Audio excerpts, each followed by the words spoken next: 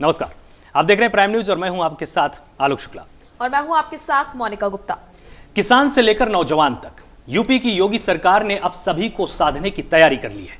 एक तरफ जब देश के कई राज्यों के किसान दिल्ली में नए कृषि कानून के खिलाफ अपना प्रदर्शन कर रहे हैं, तो दूसरी तरफ यूपी की योगी सरकार ने अब किसानों के कल्याण के लिए अपना मिशन शुरू कर दिया है।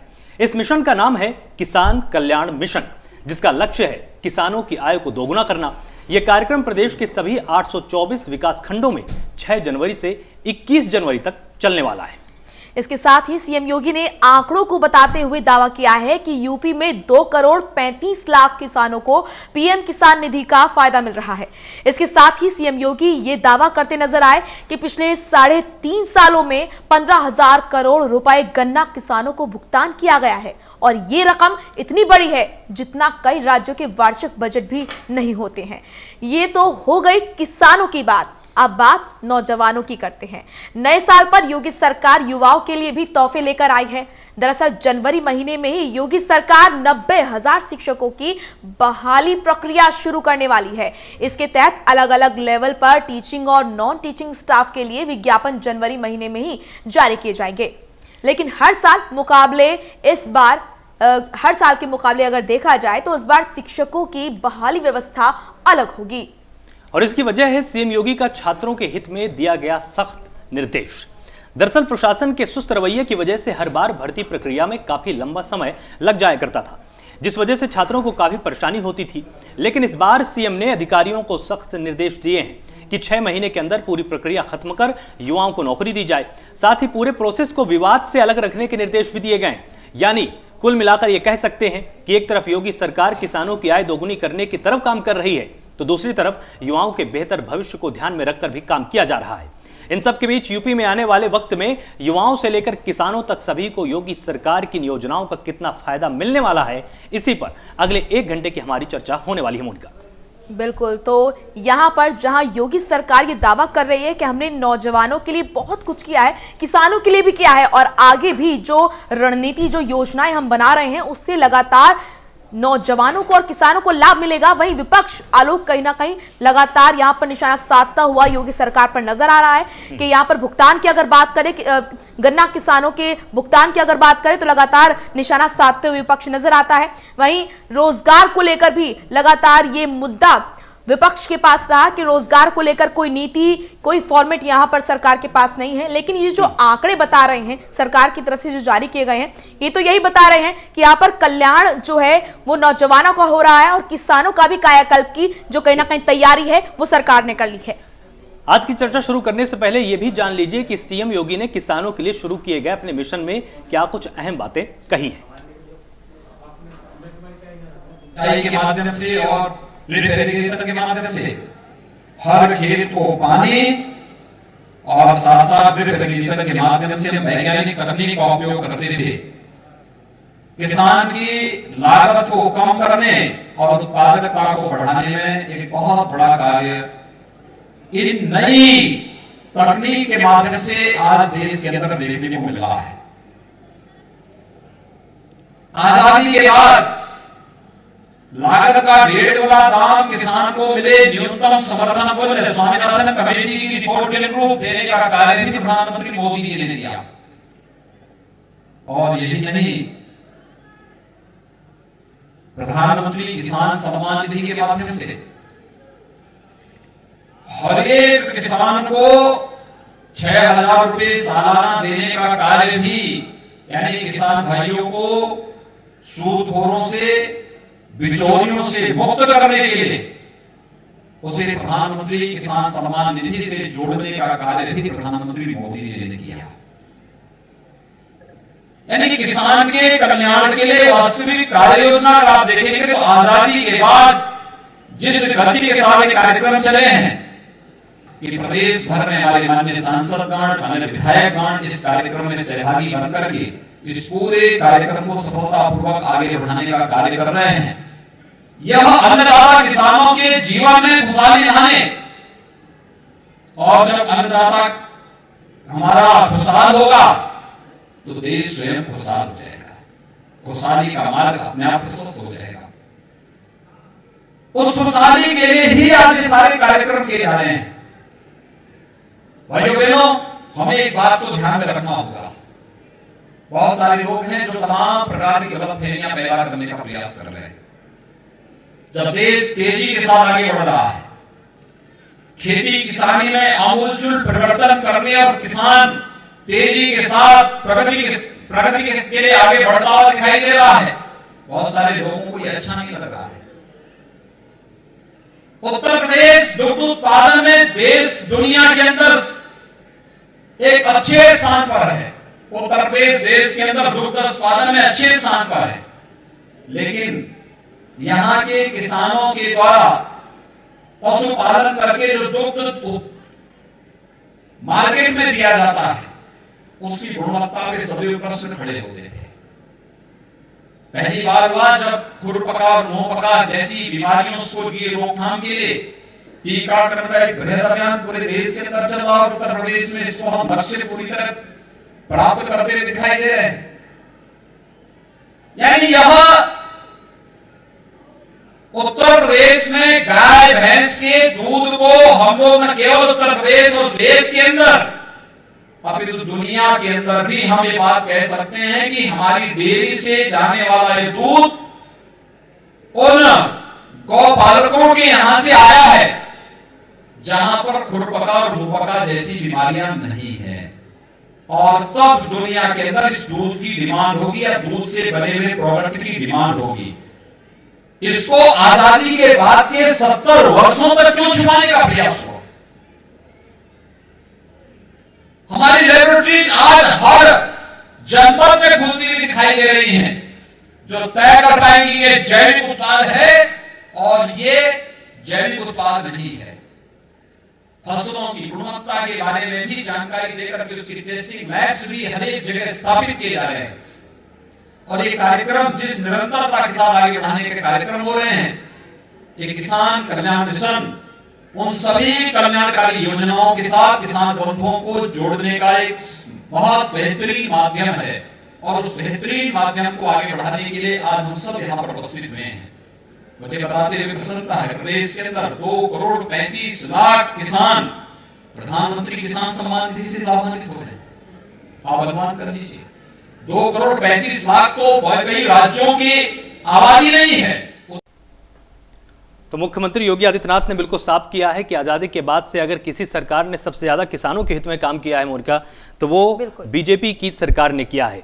हम हर उस योजना पर अमल कर रहे हैं जो कि किसानों की आय को दोगुना कर सकती है, किसानों की आर्थिक दशा को सुधार सकती है, किसानों के सामाजिक ढांचे को जो भी योजना मजबूत कर सकती है, उसी का एक अगला चरण है किसान कल्याण मिशन। इसमें उन किसानों की पहचान की जाएगी जो कि बहुत ही अच्छा कार्य कर रहे हैं। इसमें यह भी तय किया जाएगा कि लगभग 100 प्रगतिशील किसानों को पुरस्कार भी दिया जाएगा।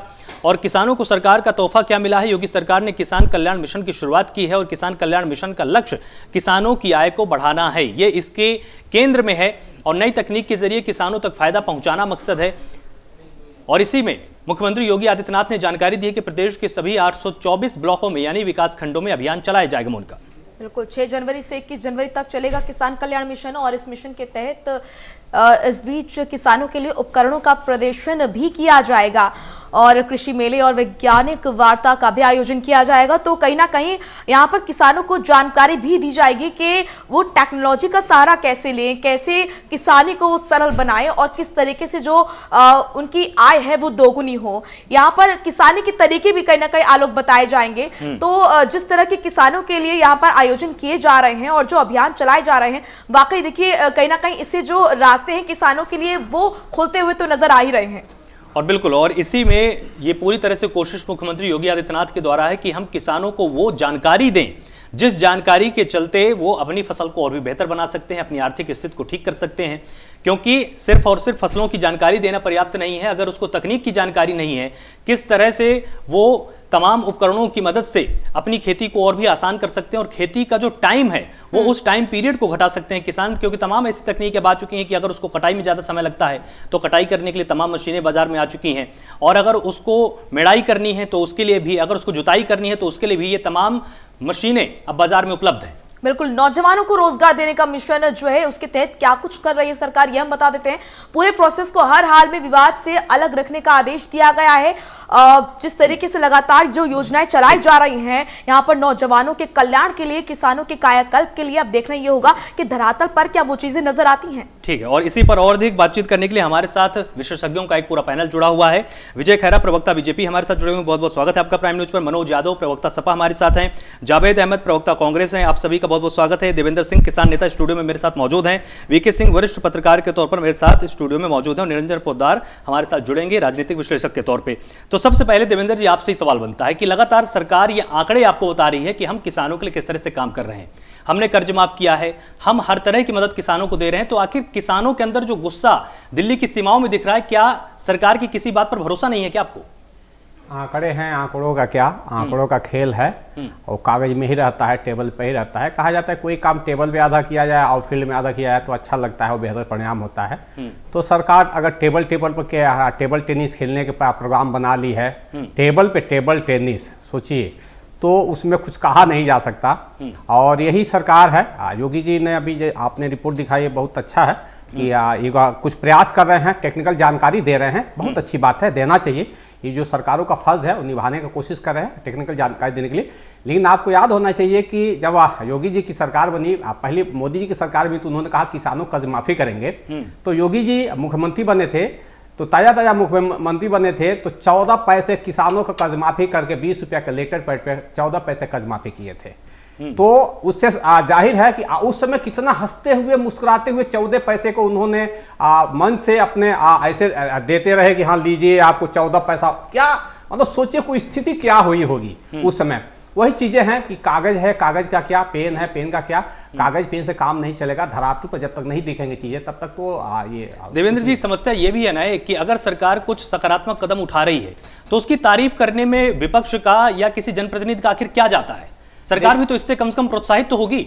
हाँ, ये बहुत अच्छी बात है कि अगर सरकार कुछ बेहतर काम करे तो उसकी तारीफ होनी, जैसे मैंने अभी किया कि नहीं, अगर योगी जी अगर टेक्निकल जानकारी अगर ब्लॉक के माध्यम से, क्योंकि उत्तर प्रदेश का जनसंख्या अधिकतर ग्रामीणांचल है और उसमें टेक्निकल जानकारी देने की बात कह रहे हैं, तो उसकी तारीफ होनी चाहिए। लेकिन हाँ, तारीफ साथ आप नजर रखिए, जनप्रतिनिधियों का काम है को नजर रखें। आज कहीं लूप हॉल है तो उसको एकदम हाईलाइट करें, कहीं हंगामा काट दें कि नहीं जी ये देखो इन्होंने कहा तो था। जैसे मैं खुद कह रहा हूं कि 14 पैसे का कर्ज माफी किए थे, वैसे चीजें वैसे न होने पाए कि हवाई ना होने पाए, तो इसकी तारीफ हो, बाद में अगर कुछ कमियां निकले तो उसका विरोध भी होना, तत्कालिक विरोध होना। ठीक है, विजय खेरा जी भी हमारे साथ जुड़े हैं। विजय खेरा जी, देखिए सवाल आपसे ही पूछे जाएंगे क्योंकि आप ही सत्ता में हैं, तो ऐसे में लगातार यहाँ पर आयोजन किए जा रहे हैं, कार्यक्रम रखे जा रहे हैं, किसानों को समझाने की कोशिश की जा रही है, नौजवानों की भी मैं बात करूंगी, लेकिन पहले किसानों की बात करूंगी। लगातार प्रयास किए जा रहे हैं और प्रयास दिख भी रहे हैं सरकार की तरफ से जो किए जा रहे हैं, लेकिन बावजूद इसके जो किसान है वो मान क्यों न रहे हैं? किसानों के अंदर नाराजगी कहीं ना कहीं अब भी है। पहली बात तो ये जहन से लोग निकाल दें कि किसान मान नहीं रहे हैं। योगी सरकार के आने के बाद किसान ही तो मुख्य वोट है हिंदुस्तान का। आखिर 75% आबादी 65% से ज्यादा तो किसानों की है ना देश में। किसान प्राथमिक देश ही है ये। तो अगर किसानों ने वोट न किया होता तो बार बार हमको लोकसभा में इतनी सीटें ना आती, बार बार हम 7 में से 6 बाई इलेक्शन नहीं जीतते। किसान का वोट ही है। तो किसान ये समझ रहा है कि सिर्फ भारतीय जनता पार्टी में ही वो सुरक्षित है इकोनॉमिक रूप से। मैं कह रहा हूँ वो 60-70 साल में जो उनकी दुर्दशा हुई है, जो बेचारों की बुरी हालत हुई है, फटे हाल हो गए हैं, जो उनको सुधारने का काम सबसे पहले तो इसी पार्टी ने किया ना। अभी तक कोई 1.5 गुना मूल्य दे नहीं सका था समर्थन। अभी तक किसी को किसान सम्मान निधि नहीं दी गई थी आज तक। यूरिया ब्लैक में बिका करता था हमेशा। गाड़ी लगने से पहले बुकिंग करना पड़ती थी दुकानों पे यूरिया की। डीजल की शॉर्टेज हर तीसरे चौथे साल जानबूझ के क्रिएट की जाती थी, फिर ब्लैक में बिकता था। ये सब चीजें मैं उस किसान की बात कर रहा हूँ जो विजय जी, नौजवानों की जब बात आती है, नौकरी की जब बात आती है, तो आप कहते हैं कि हमने रिकॉर्ड तोड़ नौकरियां आती हैं नौजवानों को, लेकिन विपक्ष तो साफ तौर पर कहता है कि जो भारतीय जनता पार्टी है वो तो बाजीगरी करना जानती है आंकड़ों की, और ये आंकड़े कहीं ना कहीं झूठे हैं। विपक्ष का ये आरोप लगातार रहता है। ये इसमें बाजीगरी क्या होती है? विधानसभा में जवाब दे रहे हैं, सरकार को इस्तीफा हो जाएगा झूठ बोलने से, नहीं समझते हैं लोग क्या? विधानसभा लोकसभा में जो जवाब दिया जाता है उसके बाद पार्लियामेंट में असेंबली में एश्योरेंस कमेटी होती है, समिति, उसका विरोधी नेता रिकॉर्ड होता पर है बात होती है, chairman। सही बात है। लगाओ ना उसमें तो इस्तीफा सरकार तो मिट जाएगी ऐसे झूठ बोलने से। ऐसे नहीं चलता है।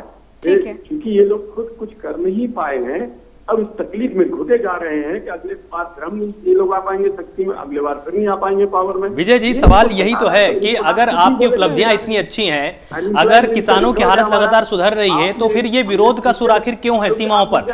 दिल्ली पर जो विरोध की आंच महसूस की जा रही है, ये आंच कहां से आई? बोलिए, आपने क्या बोला बता दें, अभी तो मिलके बोले थे ना।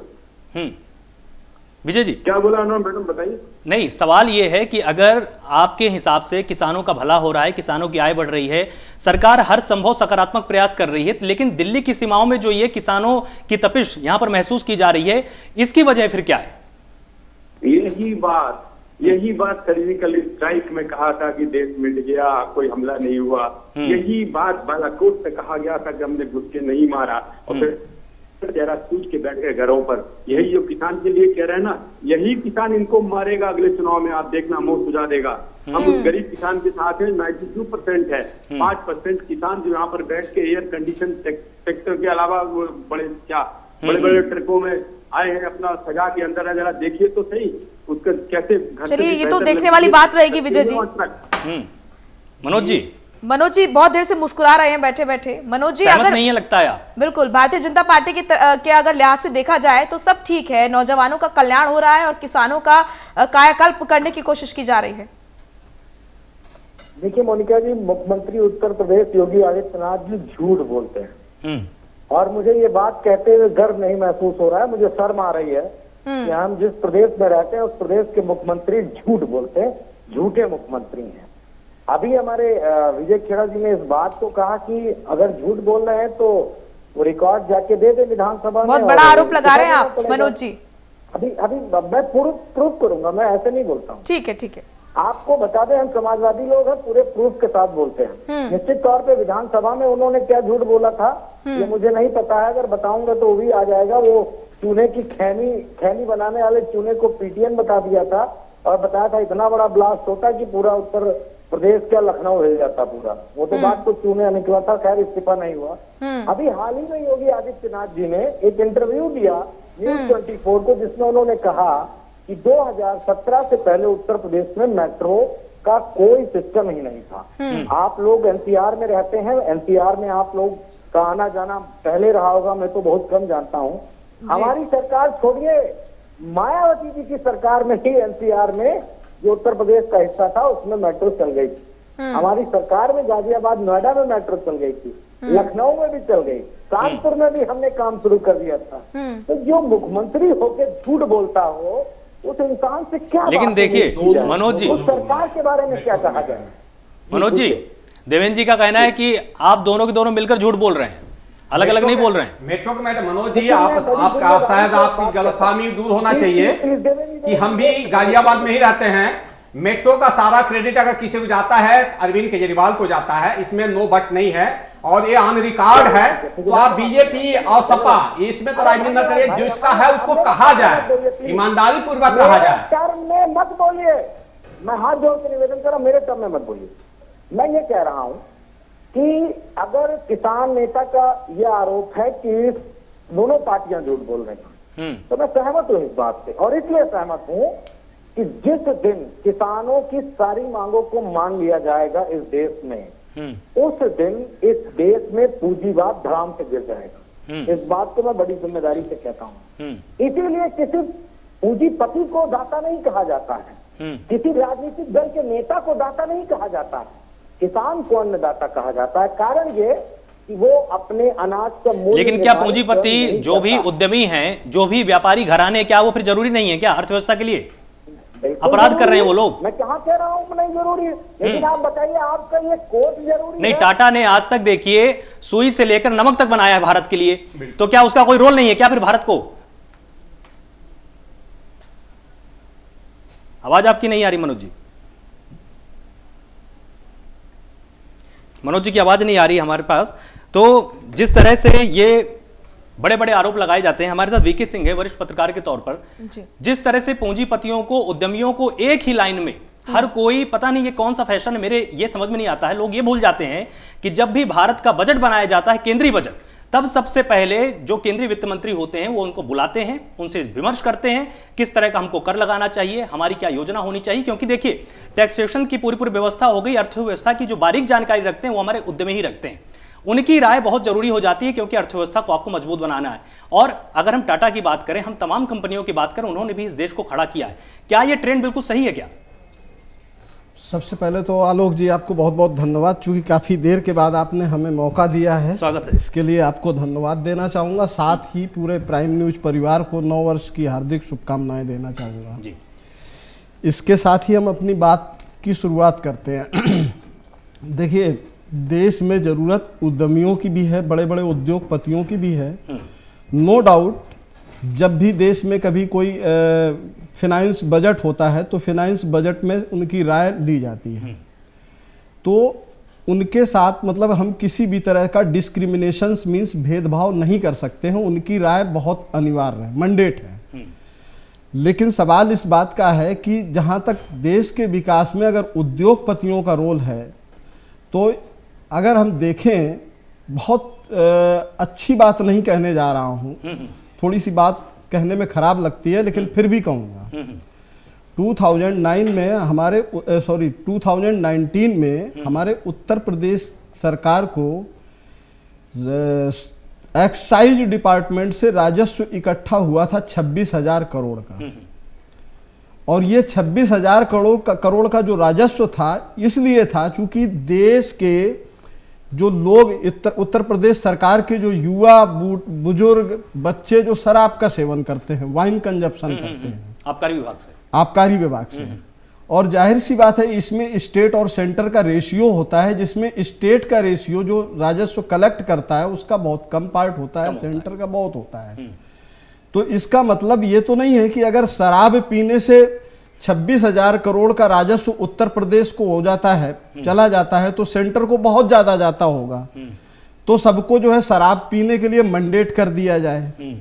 नो डाउट उद्योगपतियों का बहुत बड़ा रोल है। तो पूंजीपति, हमारे देश में जो व्यवस्था है वो पूंजीपति नहीं है, वो सोशलिस्टिक व्यवस्था है। यही मेरा आर्टिकल 36 to 51 जो डीपीएसपी राज्य के नीति निदेशक तत्व निर्धारित करते हैं, उसमें भी ये प्रोविजन है समवेयर कहीं ना कहीं, जो है गार्डियंस फिलॉसफी है, जिसमें जो है विलेज को जो है प्रमोट किया गया है, कॉटेज इंडस्ट्रीज को प्रमोट किया गया है। और गार्डियन फिलॉसफी उसमें, उसी में कॉटेज इंडस्ट्रीज के साथ साथ विलेज पंचायत को भी जो है इम्प्रूवमेंट करती है, एम्पावर करती है। थोड़ी सी हमारी ये 36 to 51 जो आर्टिकल्स हैं, इसी में जो है लिबरलिज्म की भी बात की गई है, बट सोशलिस्टिक्स की भी बात की गई है कि सोशल इनइक्वालिटी ना हो। तो जाहिर सी बात है कि स्टेट कोई भी ऐसा लॉ नहीं बना सकता है। स्टेट का मतलब यहाँ पर सेंट्रल से भी है और राज्य से भी है। तो जो कि मतलब है किसी के फंडामेंटल राइट्स की रिस्पेक्ट ना करता हो सिटीजन्स की। अब यहां पर हम चूंकि बात कर रहे हैं किसानों की, क्योंकि आज की डिबेट तो किसानों को एम्पावर्ड करने से और बेरोजगारी को लेकर के। तो अगर हम बात करें सरकार की, तो नो डाउट सरकार के लोग जो पक्ष में बैठे हैं, जो सत्ता पक्ष है, वो तो अच्छी ही बात कहेंगे अपनी जो भी उनका है। और बीइंग ए जर्नलिस्ट, अगर मैं एक पत्रकार होने के नाते जो है जो एनालाइज करता हूं, तो उसमें कहीं ना कहीं मैं पाता हूं कि जो फॉर्म बिल है उसमें जरूर कुछ ना कुछ तो खामी है।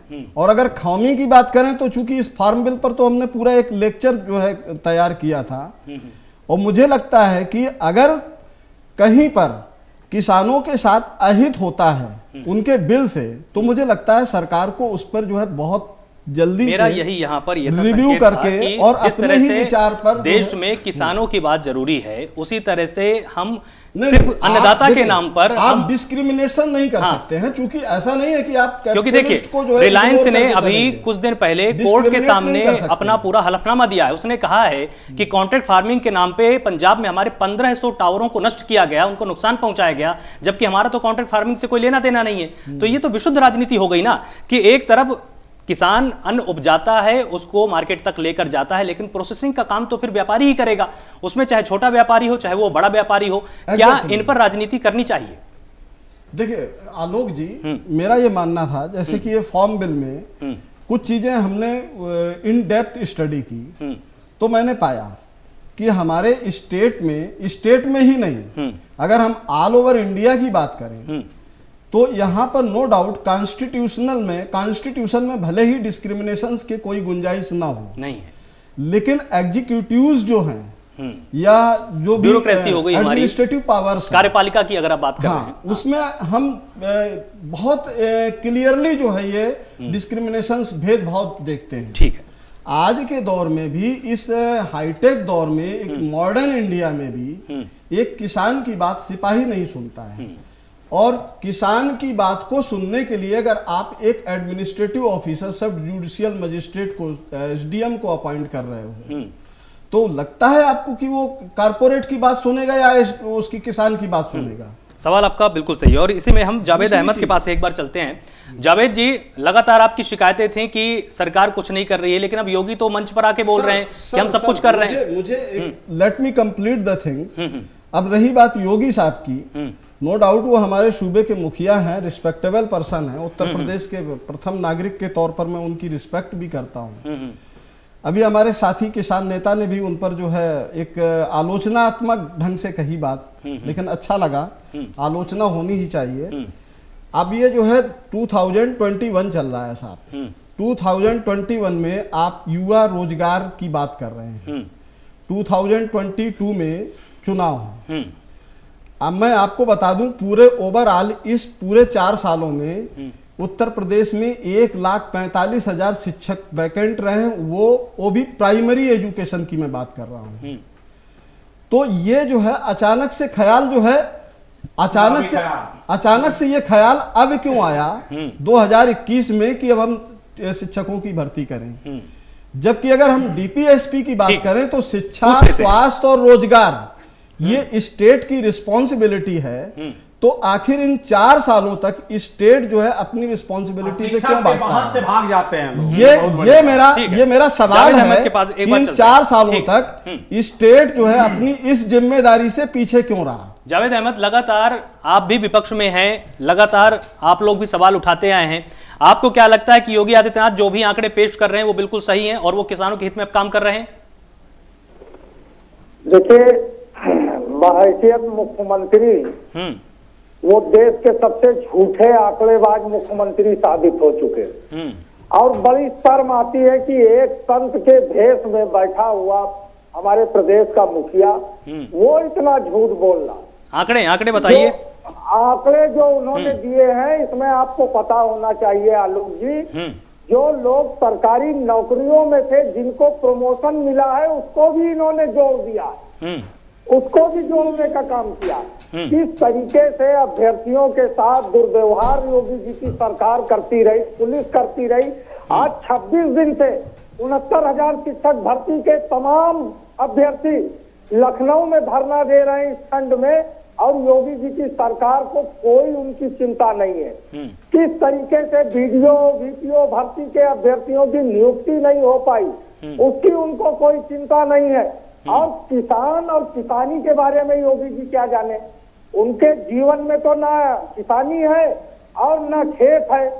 वो जितने आंकड़े दे रहे हैं वो, ये तो ऐसी बात हो गई कि आखिर अब्दुल कलाम को राष्ट्रपति हम क्यों बनाए, क्योंकि वो तो कानून के बारे में नहीं जानते हैं, वो तो वैज्ञानिक हैं। नहीं, ये क्या बात है? फिर तो राहुल गांधी को किसानी, फिर तो राहुल गांधी को भी हो गई है। अरे अब आप सुन लीजिए ना कि मैं क्या कह रहा हूँ, उनको कोई ज्ञान नहीं है, और ज्ञान नहीं है तो वो आंकड़े तो झूठे देंगे जो अधिकारी उनको दे देंगे। उनको ये नहीं पता कि गन्ना किसानों की एएसपी 2 महीने से खरीद हो रही है, 1-1.5 महीने और खरीद होगी, अभी तक एएसपी जारी नहीं कर पाई उत्तर प्रदेश की सरकार, और वो आय को 2 गुना करने की बात कर रहे हैं। आज जो पर्ची मिल रही है गन्ना किसानों को, जावेद साहब एक सवाल है आपसे, जावेद साहब एक सवाल है आपसे। पहला सवाल तो ये है कि आप सरकार की आलोचना कर रहे हैं या बुराई कर रहे हैं, एक चीज। दूसरी बात, जो आपने कहा कि देखिए, आपने कहा कि जो हमारे स्टेट के जो चीफ मिनिस्टर्स हैं उनको बिल्कुल जानकारी नहीं है। अब हम तो जावेद साहब सुन लीजिए, स्टेट के चीफ मिनिस्टर को बहुत ज्यादा पॉलिटिक्स में पीएचडी करने की जरूरत नहीं होती है ना, ऐसा हमारे इलेक्शन कमीशन में कोई प्रोविजन है। अरे अब हमको ज्ञान न दीजिए, आपसे ज्यादा ये वीके सिंह जी का सवाल है, वीके सिंह का सवाल है। वीके सिंह जी का सवाल है, वो पता नहीं सत्ता पक्ष के साथ है कि विपक्ष के साथ है कि वो निष्पक्ष है। भाई साहब, मैं पत्रकार हूं, मैं किसी के साथ नहीं हूं। मैं पत्रकार हूं, मैं किसी के साथ नहीं हूं। आप कहाँ आप खुश हो गए थे क्या? आप खुश हो गए थे क्या? 16,000 करोड़ रुपया उत्तर प्रदेश के गन्ना किसानों का बकाया है, कौन देगा? अलीगढ़ की चीनी मिल बंद हो गई और ये कहते हैं कि हमने सब बकाया भुगतान कर दिया।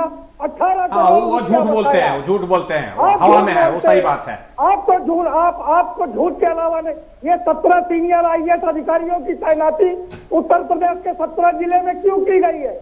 ये किसानों का जो गुस्सा है, इस किसानों के गुस्से को दबाने के लिए की गई है। ठीक है जावेद जी, नहीं पता है।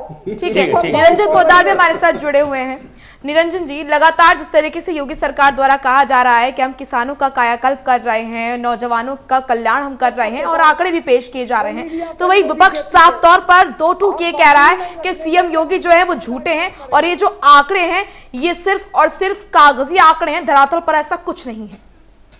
धन्यवाद मोनिका जी, पहले तो आपको बहुत बहुत धन्यवाद कि आपने कम से कम मेरी तरफ सबसे लास्ट में, क्योंकि आज नाराज मत होइए, निकल चुकी है और आपको नहीं, आपकी राय भी बहुत जरूरी है जी। हाँ, अब मोनिका जी जो आप बता रहे हैं, देखिए विपक्ष का काम होता है विपक्षी बात करना, लेकिन जब तक विपक्ष जब तक आलोचना करता है या कमियां गिनाता है वो सार्थक विपक्ष होता है। लेकिन जब विपक्ष अनर्गल बात करना चालू कर देता है तो उसको कहते हैं विरोध के लिए विरोध करना।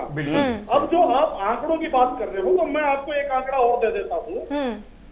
आज के 2016 की जो गणना थी उसके अनुसार जो गरीबी रेखा के नीचे जो लोग हैं उनमें से 69% से ऊपर, ध्यान दीजिएगा 69% से ऊपर किसान, जो सीमांत किसान है उसका आंकड़ा 69% से ऊपर था।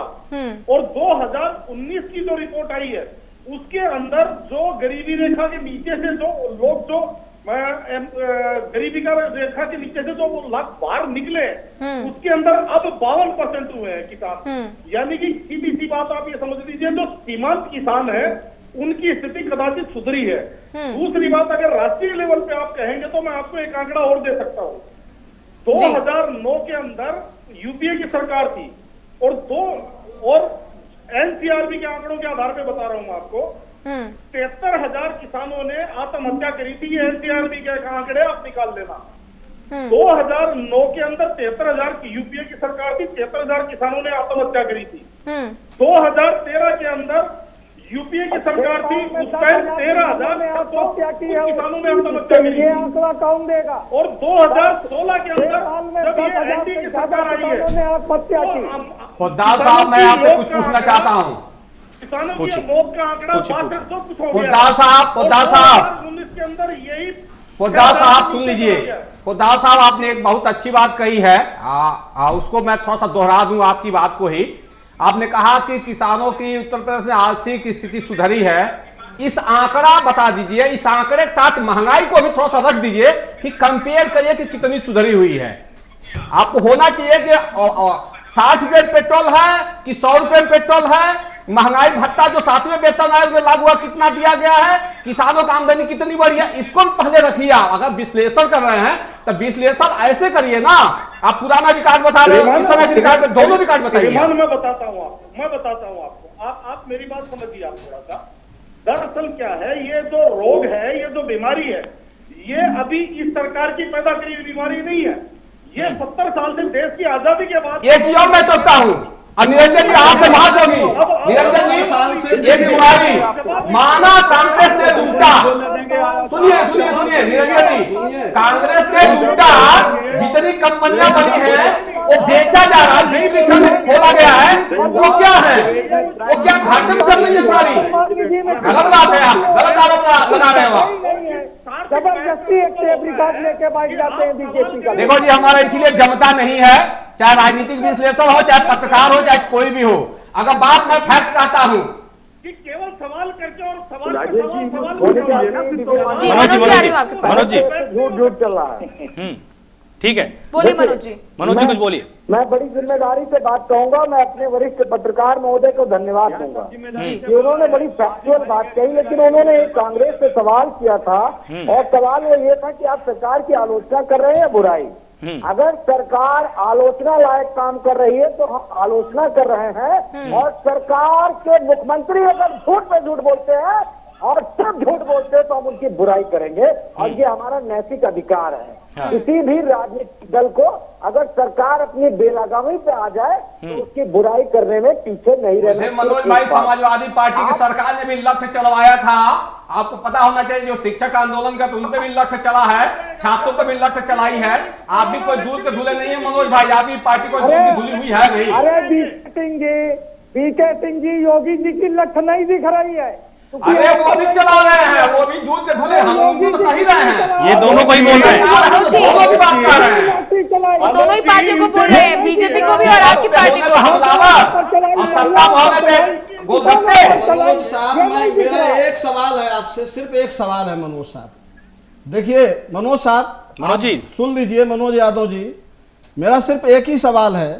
नो डाउट बीजेपी में कमियां हैं और कमियों को इम्प्रूवमेंट करने की का प्रयास भी कर रही है सरकार भी, और विपक्ष भी उनकी कमियां गिना ही रहा है।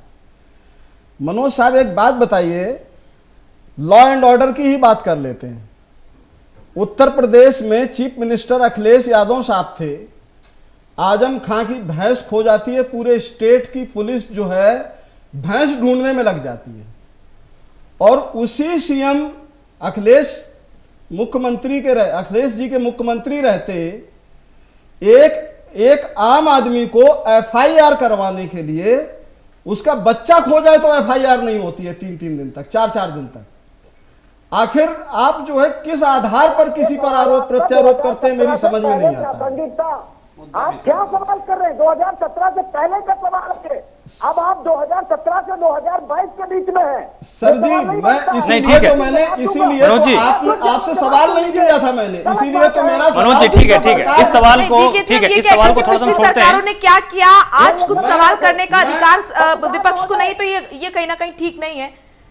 नहीं, आज मनोज जी को देखते हुए सवाल किया जाएगा, चलिए ठीक है, विपक्ष का ये अधिकार है। इस सवाल को हम थोड़ा सा पीछे छोड़ते हैं। एक चीज बताइए कि जब सरकार नीम कोटिंग यूरिया लेकर आई, सरकार ने जब ये दावा किया कि हम किसानों की आय को दोगुना करेंगे और किसानों को हर वो उन्नत तकनीक हम मुहैया कराएंगे जिससे कि किसानों के हालात सुधरेंगे, तो इसमें समर्थन करने की बजाय विरोध क्यों है? भला तो आखिरकार किसान का होगा ना। सर, ये सवाल आपका किससे है इस समय? मनोज जी से। मनोज जी की वाइस नहीं है। मनोज जी की आवाज नहीं आ रही, तो क्या सवाल करिए। हाँ जी मनोज जी, आवाज आपको आ रही है? हाँ, सवाल यह था कि जिस तरह से सरकार दावा करती है कि पहले यूरिया की कालाबाजारी होती थी, हमने उसको नीम से कोटेड कर दिया, तो अब उसकी कालाबाजारी बंद हो गई, क्योंकि जो अदर इस्तेमाल होते थे यूरिया के, कि कभी दूध में उसको मिला दिया, खाद्य पदार्थों में उसको मिला दिया, वो बंद हो गया। इससे किसानों का फायदा हुआ। सरकार का यह दावा कि हम उन्नत तकनीकें किसान को देंगे, हम यहाँ पर विज्ञान केंद्र खोलेंगे, किसान कॉल सेंटर को हम और भी ज्यादा मजबूत बनाएंगे, तो आखिरकार इससे फायदा तो किसान का ही होगा ना।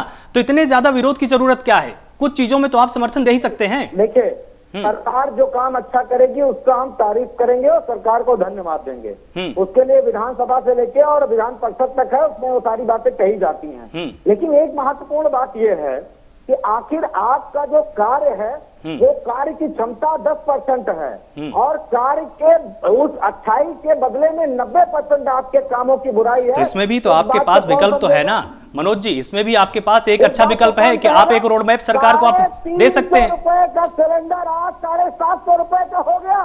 आप बताइए परचेजिंग पावर कितनी बड़ी इंसान की, इनकम कितना बड़ी, अगर प्रतिवर्ष आय कितना बड़ी, लेकिन महंगाई 2 गुने से ज्यादा ऊपर चली गई। तो आप बताइए आप कर क्या रहे? किसानों को नीम कोटेड यूरिया दे दिया, धन्यवाद आपको। बिजली का बिल कितना बढ़ा दिया आपको याद है? विजय जी। खाद के दाम कितने बढ़ा विजय जी, दिए आपको याद आप कितना भी कह लें कि आप किसानों का ठीक है, कल्याण जवाब ले कर लेते रहे हैं हैं, मनोज। नौजवानों का एक- कायाकल्प कर रहे हैं, लेकिन विपक्ष तो कह रहा है कि सरकार और सीएम झूठे हैं। क्यों तुम लोकसभा में 5 पे रह गए हो? इसका जवाब है तुम्हारे पास? 5 साल बाद लोकसभा के चुनाव हुआ, सपा का क्या भट्टा बैठा 45 में चले आए, 5 पे आ गए तुम लोकसभा में। नहीं, वो तो आप जीत गए ना, वो तो आप खैरा जीत साहब गए। आपका जवाब मैं देता हूँ। खैरा साहब सुन लीजिए, आप कह रहे हैं किसानों को विपक्ष भड़का रहा है, 50 सीट लेकर के किसानों को भड़काता है, ऐतिहासिक 350 सीट आप लेकर के और कल भड़का रहा है। वही चीज यहाँ भी लागू होती है। कल जीत गए कि नहीं सीट है आपकी, अरे सीट का क्या मतलब, सीट का तो भारी है, अब आंदोलन खत्म नहीं करवा पा रहे हो। वो बात में निपटा दिया है लोगों ने उत्तर प्रदेश में पूरे।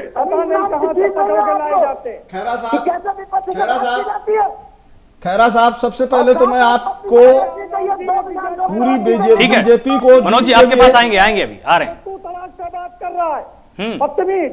अगर स्टूडियो में होते तो हैसियत बता देता 2 मिनट में। मनोज जी आएंगे आपके पास, ठीक है। तुम कैसे बात करते हो टीवी बोलिए, में? जी खैरा साहब, वीके सिंह। खैरा साहब सबसे पहले तो आप जो है केंद्र में भी हैं, प्रदेश में भी हैं, उसके लिए हम आपको बहुत बहुत बधाई देंगे और पूर्ण बहुमत से हैं। डबल इंजन की सरकार है। बिल्कुल सर। और नो डाउट आप जो है केंद्र में हैं या स्टेट में हैं तो सिर्फ इसलिए हैं क्योंकि आपके जो कमिटमेंट थे बहुत अच्छे थे, और कमिटमेंट चूंकि आपने सरकार बनाई है सिर्फ विकास के नाम पर।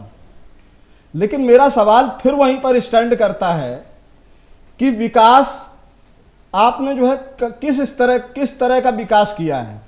इनके कहने का मतलब ये है कि अगर आपने विजय जी एक मिनट सर, मेरा सवाल है कुछ, मैं इनको आंकड़े भी दूंगा खैरा साहब को। खैरा साहब छोटा प्रश्न पूछिए। 1,10,000 से ज्यादा मेडिकल ऑफिसर्स वैकेंट हैं पिछले 4 साल से स्टेट में।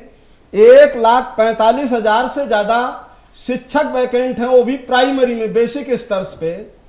तो ये जहां पे हमारे देश में अगर शिक्षा और स्वास्थ्य, और रही बात रोजगार की, तो रोजगार अगर मोदी साहब के भाषा में कहें, अगर हम देश के प्रधानमंत्री की भाषा में, तो कोई रोड किनारे बूट पॉलिश कर ले वो भी रोजगार है।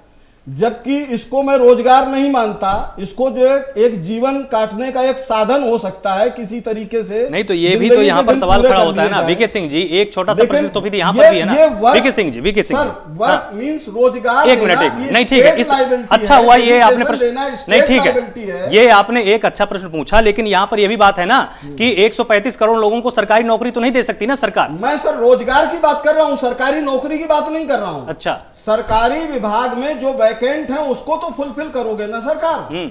भाई जो वैकेंसी है उसको तो फुलफिल करना सब नहीं, लेकिन अगर सरकार ये बात बोलती है कि कौशल विकास होना चाहिए, देखिए बहुत बड़ी चीज है, बहुत बड़ी चीज है वीके सिंह जी, एक बहुत बड़ी चीज है। एम्प्लॉयमेंट में सरकारी नौकरी नहीं आती है, एम्प्लॉयमेंट में रोजगार होता है। रोजगार in the sense with respect, with dignity. मतलब किसी भी एक युवा अगर पढ़ा लिखा है तो उसको उसके एजुकेशन के आधार पर वो कुछ कर रहा है। आपकी बात आपने, और जहां तक सवाल है देश का, किसी भी देश का, अब एक चीज बताइए, शिक्षा स्वास्थ्य और एजुकेशन पर ही टिका हुआ है।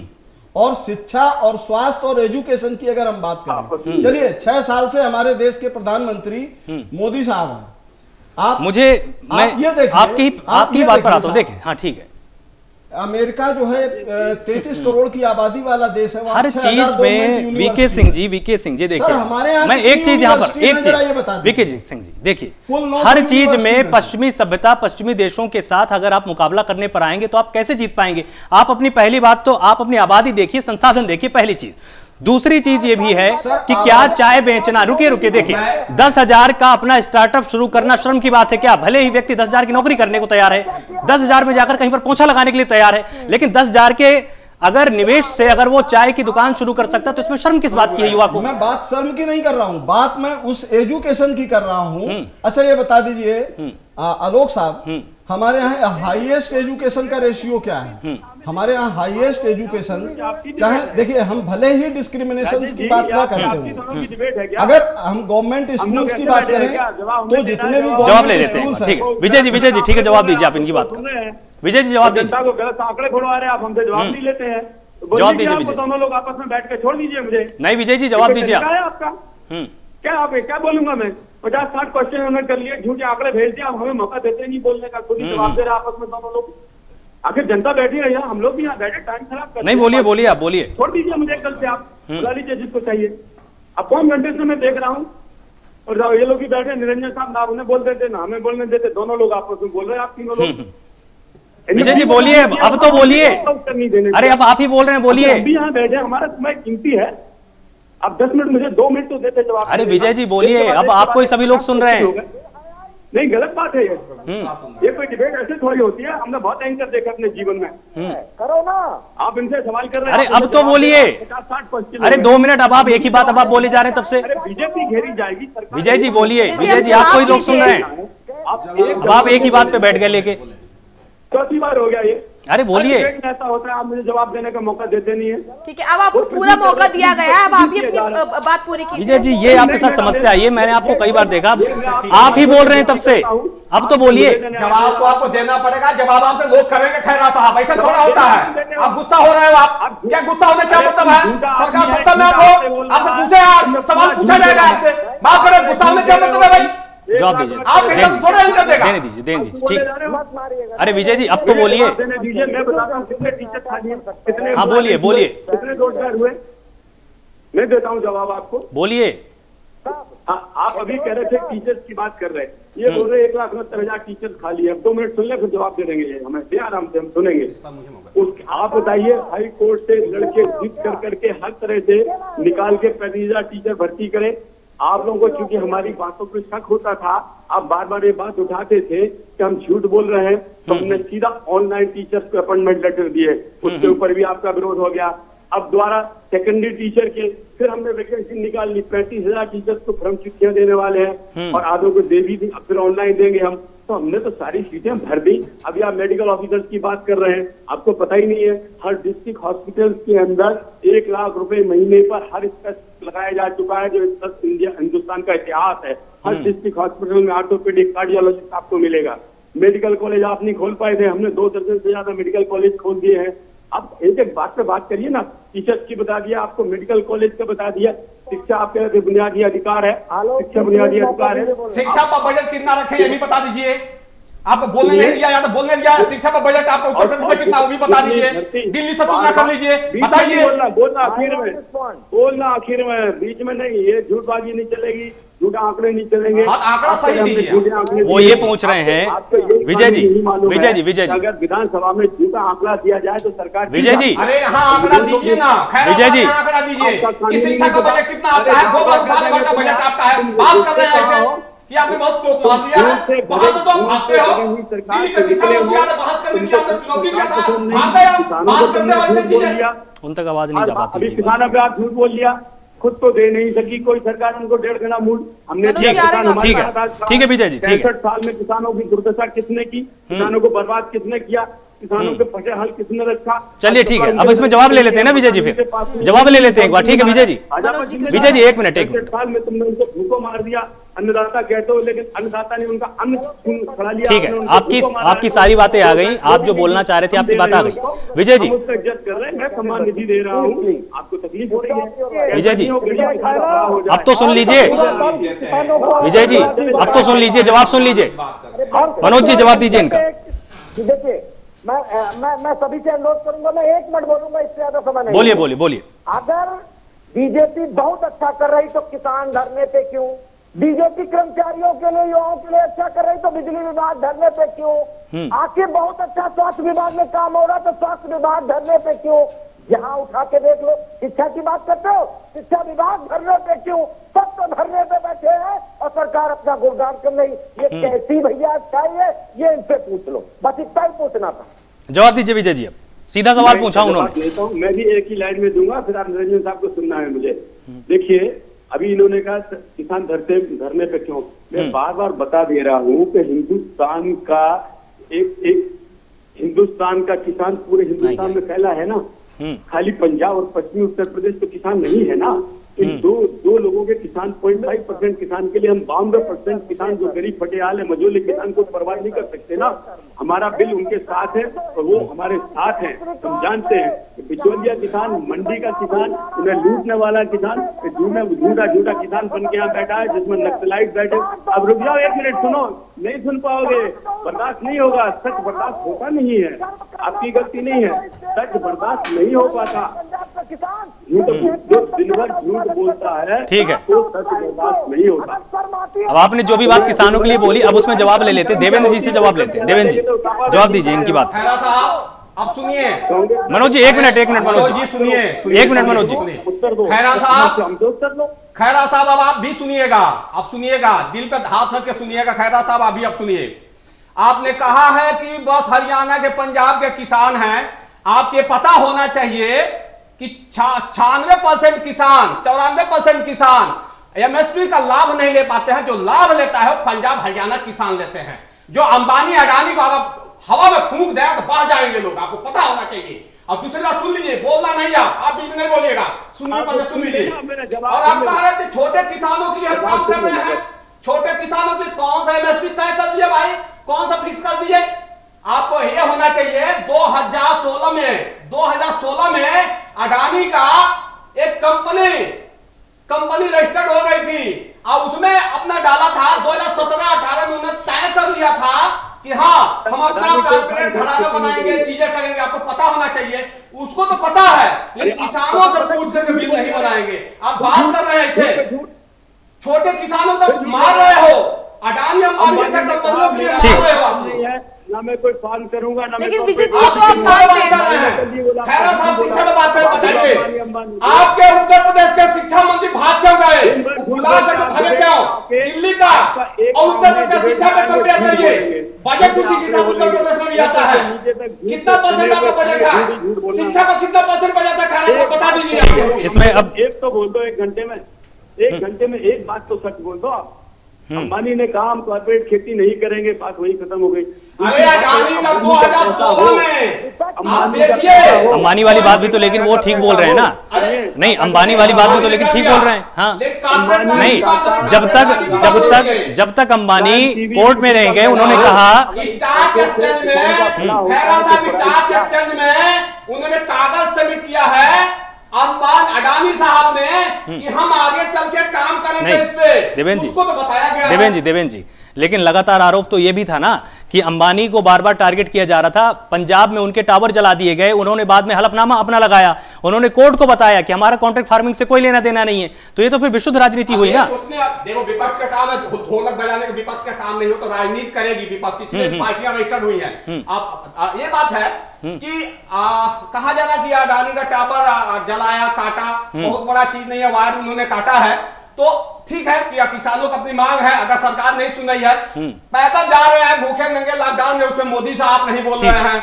और जो नोटबंदी हुआ उसमें मोदी साहब नहीं बोले, लेकिन एक टावर अगर किसानों ने काट दिया तो मोदी साहब का वक्तव्य आ गया। इससे मानसिकता झलकती है, उनकी भी सलगती है कि किसानों के लिए नहीं बोल रहे हैं। देवेंद्र जी, निरंजन जी आपके पास आऊंगी। लगातार देखिए बात भी ज्यादातर किसानों पर होती है, राजनीति भी किसानों पर होती है, लेकिन काम मैं कहूंगी कहीं ना कहीं किसानों के लिए नहीं होता है, विकास किसानों का नहीं होता है, चाहे वो कोई भी पार्टी हो, कोई भी सरकार हो। लेकिन क्या आपको लगता है इस सरकार में जिस तरीके से आंकड़े गिनाए जा रहे हैं, जो बातें कही जा रही हैं, अभियान चलाए जा रहे हैं, कार्यक्रम चलाए जा रहे हैं, क्या उससे लगता है वाकई इस सरकार में, प्रदेश में किसानों के लिए कुछ हो रहा है बेहतर? मोनिका जी, सबसे पहले तो मैं विनती करूंगा कि ये बीच में डिबेट को डिरेल ना करें, क्योंकि आज ये डिबेट टाइप नहीं हो रही है, आज ये कुछ और ही अजीब सा माहौल हो रहा है। क्योंकि प्राइम न्यूज पे मैंने आज तक ऐसी डिबेट नहीं देखी जो आज हो रही है। मैं आपसे माफी चाह करके ये बात कहूंगा मैं आपसे। अब जो आपने जो मैं पूछा उस टाइम मैं आंकड़े देने लगा था, तो उसी टाइम बीच में डिबेट को डिरेल कर दिया गया। देखिए, निश्चित रूप से मैं आपको जो अभी सवाल सुन रहा था आपके यहाँ से, पर कैपिटा इनकम बढ़ी है कि नहीं बढ़ी है, जो बेरोजगारी की जो बीपीएल के जो नीचे है उसके अंदर सुधार हुआ है कि नहीं हुआ है।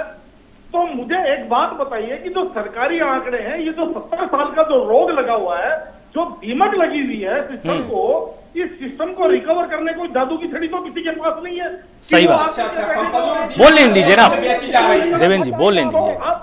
अब ये फिर से बीच में डिबेट करने लग गए। तो कहने का मतलब क्या है? मनोज जी सुन लीजिए, उन्होंने भी आपको तसल्ली से बैठकर सुना था, सुन लीजिए, सुन लीजिए। नहीं नहीं नहीं मनोज जी सुनना पड़ेगा, सुनिए। निरंजन जी आप बोलिए। अरे मनोज जी सभी ने आपकी बातें सुनी, आप भी तो सुनना सीखिए। मनोज जी रुकिए, नहीं नहीं ऐसे नहीं होगा, वो जवाब दे रहे हैं ना, पहले पूरा तो हो जाए। हाँ बोलिए निरंजन जी आप बोलिए।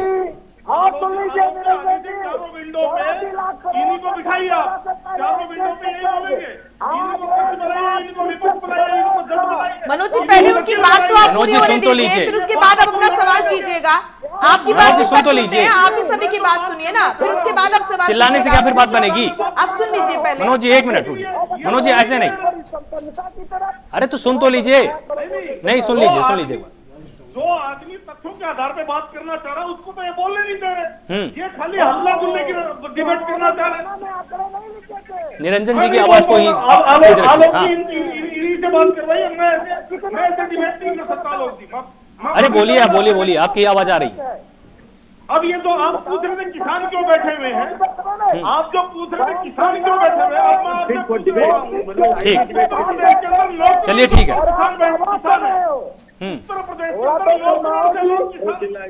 चलिए ठीक है, आप सभी मेहमानों का बहुत बहुत शुक्रिया।